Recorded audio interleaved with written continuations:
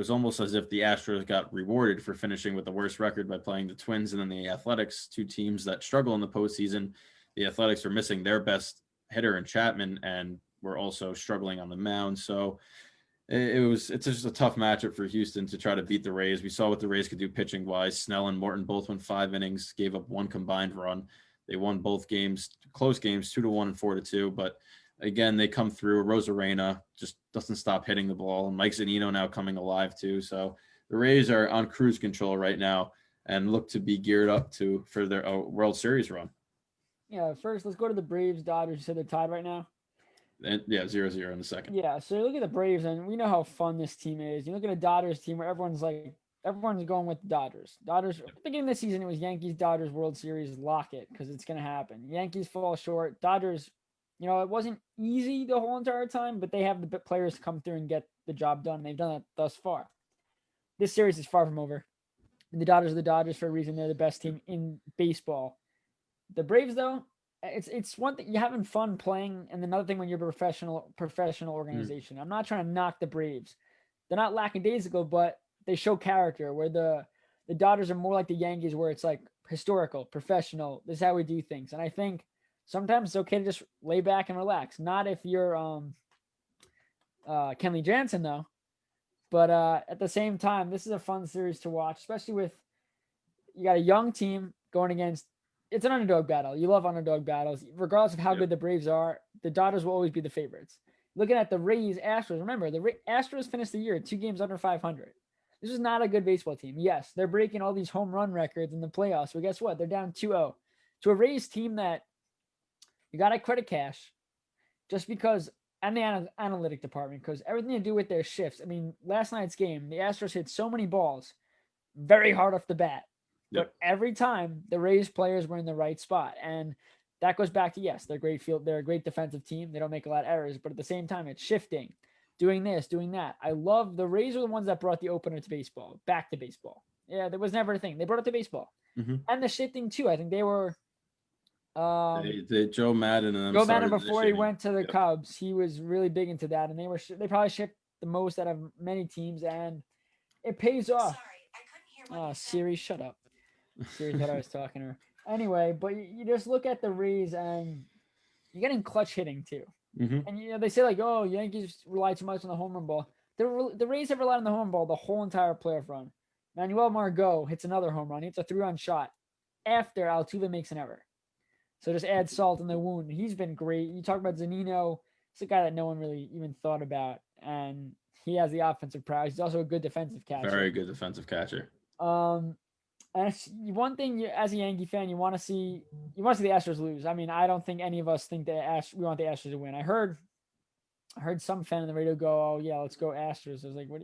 Are you been under a rock?" I hope the Astros. Honestly, I hope the Astros make the playoffs every year and never win again. That's just, I want them to win. I want them to make the playoffs. That way they're like, yes, we can do it. And then just be like, psych, we can't. No, I want them to go back to that 62 and 100 seasons. That's when they had the, what was that? Keizu Matsui was on the team. Carlos Lee. Geez. The one thing I want to say about the Rays is the only comparison I have for how they play the game is a different sport, and it's the New Jersey Devils. When the New Jersey Devils won those cups in the early 2000s, they were a trap team. And they would just bore you to death in the neutral zone, and they would score 2 goals a game, but it was enough to win. And it was like they would capitalize on your 1 or 2 mistakes, put in the back of your net, and they wouldn't give you any opportunities. And the Rays, they pitch well. It's very hard to score off them.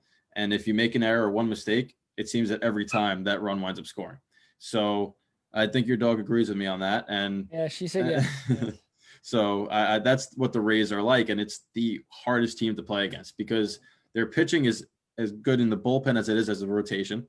And there's no weaknesses throughout that lineup, even though nobody might stand out at you as a big name. Like, who's Randy Arozarena? Nobody knew him before this postseason. That's what I'm saying. And these guys just are very consistent in what they do. And they can go 0 for 4 one night, but somebody else will get that 1 hit. And it's a scary team.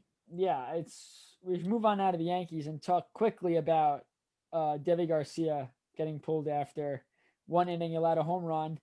Happ comes in. Boone was asked about this move. Clearly, it didn't pay off, and now we're left to wonder, well, what if? Well, Hal Steinbrenner today had his, end of the season press conference. He said the move was very sound and that they supported it. The players on the field didn't execute it. And now, I guess if you're being technical, sure, Yes, but at Hap the didn't same, pitch well. if it was a lefty, if you have Chris Sale, who's a lefty that's dominant against left-hand hitters, that move makes sense. Hap isn't. He throws 92 miles an hour down the middle with the changeup, right? That's not a wipeout left-handed pitcher. So no, it wasn't sound. And you got a guy in Devi Garcia that is a starter. He's stretched out to be a starter. Sure, he got hit for a home run, but let him stay in there. Let him do his best, right? I'd rather lose with him on the mound and let him learn than take him out after one inning and let the veteran just get absolutely shellacked. To me, that doesn't make sense. So stick with your plan, right? Because then you messed up your whole rotation. Montgomery wound up being okay going 4 innings in the elimination game, but normally you'd rather have Hap in that situation because he's at least pitched. But I guess after what he did in that game, no, you wouldn't rather have Hap. Oh, and that was Hap's last time on the mound for the Yankees. He clearly Yeah. was having issues with management where he wanted to pitch more. They weren't pitching. They skipped a few starts. It was messy. He came to the team. He was good. When he came over from Toronto, he was dominant. He had great moments, but at the end of the day, Hal Steinbrenner's right. He didn't execute. He didn't execute. That was the story of the postseason, though. But that's sports. Why'd you lose? We didn't execute our game plan. Sometimes the game plan's perfect and it just doesn't pan out. This is a boneheaded move. It's not going to cost Boone his job. Well, they already said he's coming back. Yeah, it's not going to cost him his job. But I mean, let's just move on from what happened in this playoffs because clearly the Yankees need more hitters that can hit baseballs rather than strike out because they struck out at an alarming rate. I think one game they struck out 18 times. I think that was the game that what's his name pitched in. Was it Glasnow? Yeah. Glasnow. They struck out 18 times. It's just, the home run ball helped a little bit. Stanton was hitting home runs left and right, but that was it. Stanton had a great postseason. He did. I want to say that before we talk about free agents because people give him a lot of crap, and rightfully so. Obviously, he hasn't been healthy, but he had a great postseason. The Yankees are a much better team when he's in the lineup, and I know that he hasn't played a lot, but this is a guy that, yes, he strikes out, but if he goes 1 for 4 and does what he did this postseason, where that one hit is a monster home run that's scoring runs, he wasn't just doing solo shots. There were people on base, right? That's the type of player that they need. And hopefully, fingers crossed, he can stay healthy next season. I want to hear a few jokes. Sure. Gary Sanders at catcher. Gleyber Torres at shortstop. I didn't say they were good jokes, said they were jokes. That was 2. I forgot what was my third one. Oh, the fact find him in the World Series. No, the fact that there's even consideration by people that they shouldn't re-sign LeMahieu, which is a joke. They're not going to. No, but see, I don't believe that. I don't believe that. They have no choice. I am preparing myself for that because I understand that they will not. From what I've seen, they don't want to offer him the term and the money. And when have the Yankees ever? I know, yes, the money's tight. But I don't know. I also don't think Tanaka comes back after he had a 12.5 ERA this postseason. All right, so let's talk about it though. So in my head, this is what I see in my head. In my head, Torres is not a shortstop.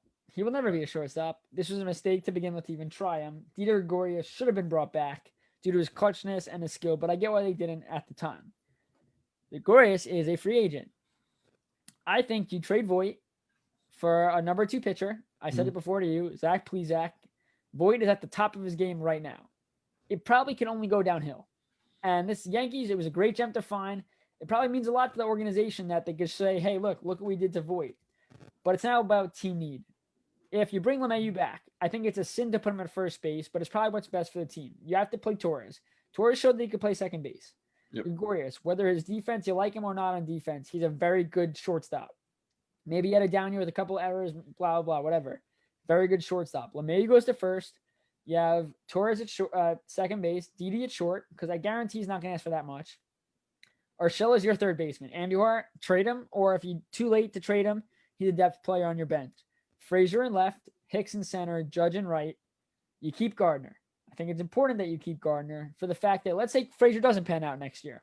You don't have to platoon him. I think Frazier should play the majority of games.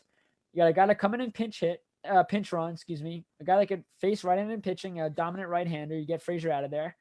Oh, I remember my other joke. My other joke was pinch hitting Mike Ford. We'll skip over that because that was pinch hitting Mike Ford in that situation. That was a terrible move. Whatever. Terrible. Move on. I think that Paxton's gone.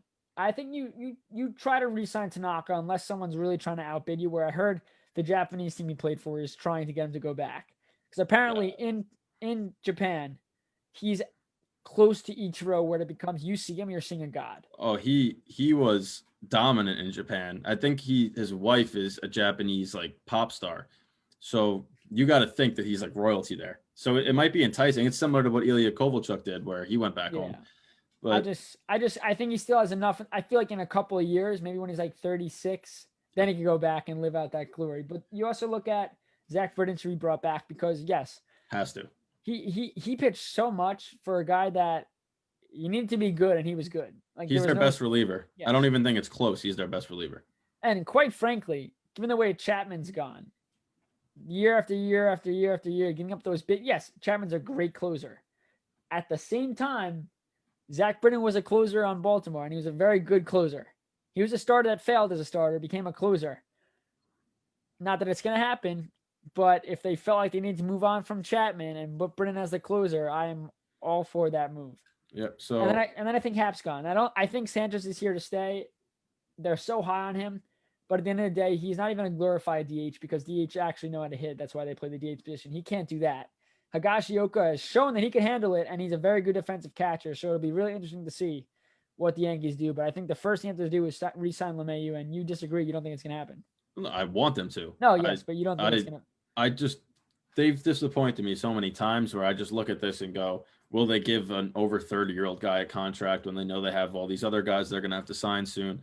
And I don't know if they do. And as much as I think that they should, it's up to them. And I really just don't see them doing it. Like I am ready for the disappointment, as I'm very hopeful that they do. But at the same time, I'm a realist, and I know that it might not be a possibility. You are a realist. And I think that if they don't sign him, they should move Torres back to second and bring back Gregorius. That's the only way I think Gregorius comes back. Yeah. So if they don't sign LeMahieu back, having Torres and Didi and keeping Voit, it's not a terrible thing. No, it's not. But LeMahieu is the only guy in the lineup, though, that is a consistent you lose your best bat.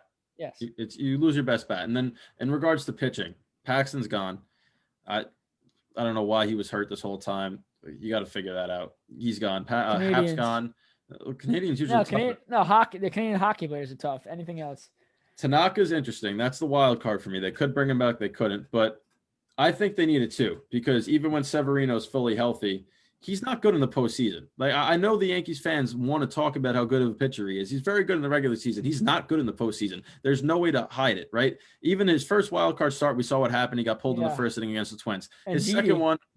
And Didi came back and saved their butts. His second one against the A's, he got through the first inning, struggled. He threw so many pitches in 4 innings, had to get taken out. He's just not a great big game pitcher, and he could learn that over time. But I think you need another option there, which could be why they bring back Tanaka. But one of the guys that's on the market is Trevor Bauer. And I don't think they're going to wind up signing him. But you talked about it last week, how he had beef with Garrett Cole. And he tweeted this out an hour ago.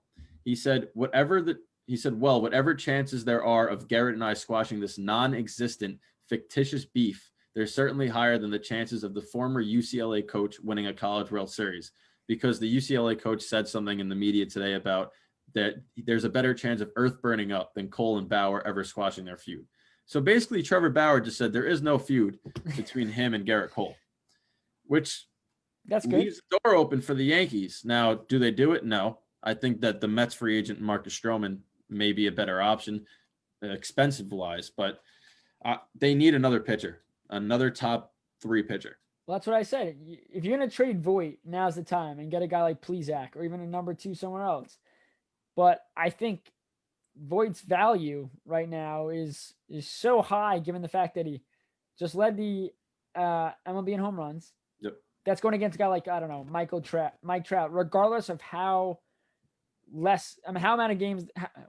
few games were played. God, again, long day. How many, they haven't played a full season, and he's still outpaced Trout, who you expect to win that every year and do his damage all the time. So yes, you could say, well, it's a shortened season. We don't know what he would have done over the larger span. But at the same time, he did his job this year. Without him this year, where are the Yankees? No. Are they even in this expanded playoffs? Because they were coming damn near close to not being. They were the most inconsistent team in baseball all year. But you had a consistent player the whole time. Exactly. So I think trading him you don't want to see it happen.